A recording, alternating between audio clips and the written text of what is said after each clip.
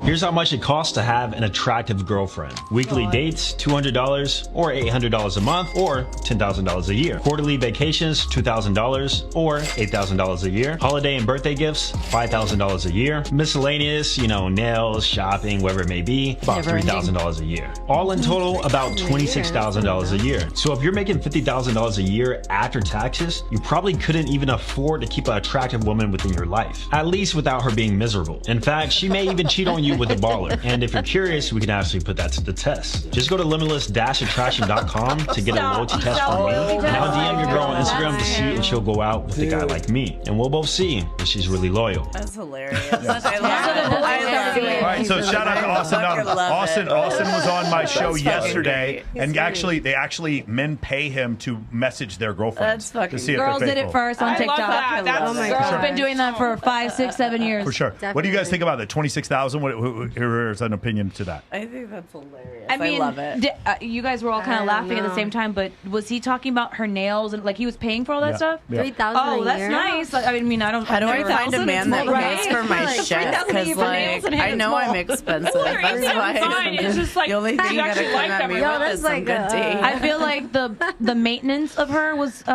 expensive, but then the vacation aspect was low. Who goes on a $2,000 vacation? That's the Where hotel are in we itself. going? Like that's flights. I mean, it can be. I mean, I feel like Unless you're driving somewhere and the 2K is only for food and hotel, the vacation part. 26,000 is too low. No problem. No. The $2,000 vacation dollar budget is what was too low. Okay, who here has been in your most recent relationship? Your boyfriend spending more than $26,000 a year on you? Yeah.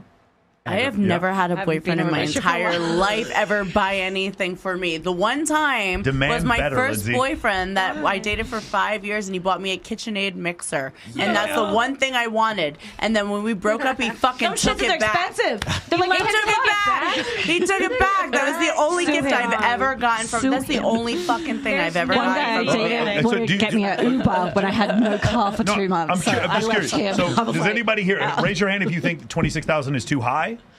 to spend a year. Anyway, 2,000. It doesn't matter. It's irrational to what you can expect. Like it depends on your relationship. Still can't get over that.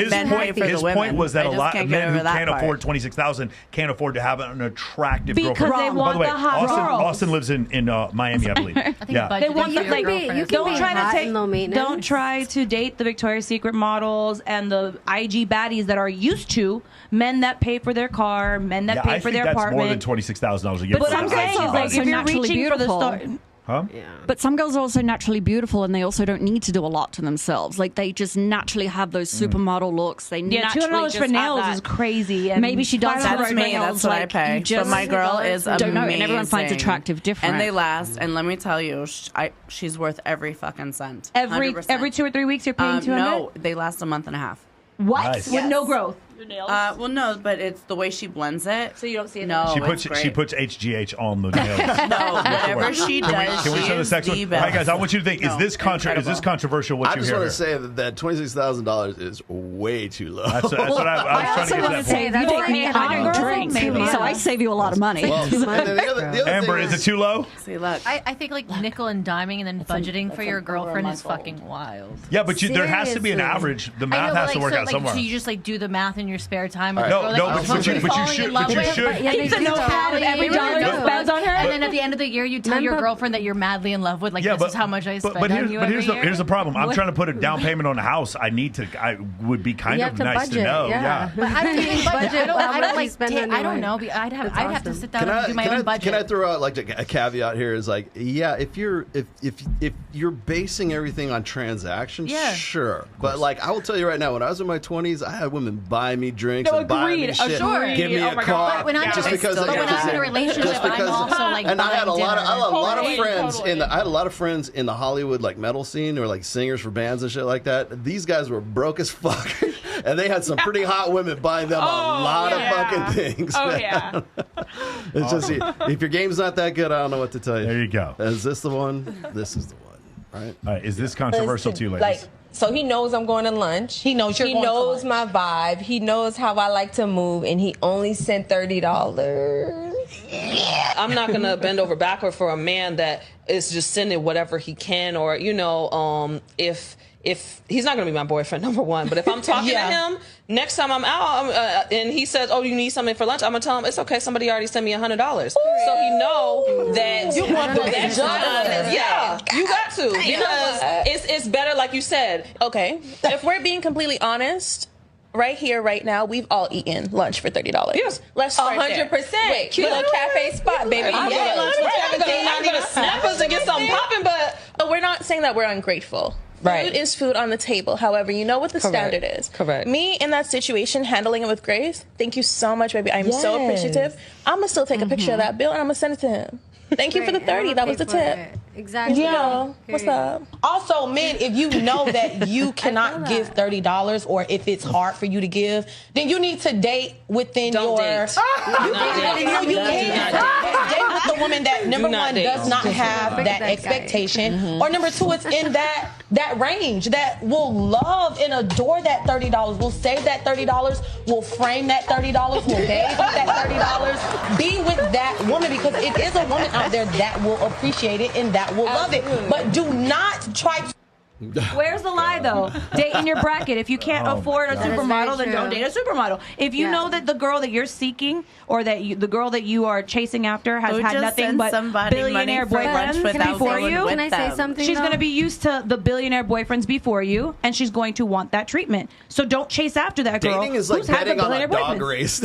No, I gotta say something. Who just sends money to somebody for lunch without going with them? Lydia, go. I mean, I've seen it done. If you do it, then who gives a fuck? It's free money. It's sweet, yeah. Exactly. Like, you don't have to do shit. It's actually the thought that counts. At the end of the day, it's the thought. Send me shit. Exactly. Apparently, they aren't worth anything if you ain't meeting them for it. It's all great.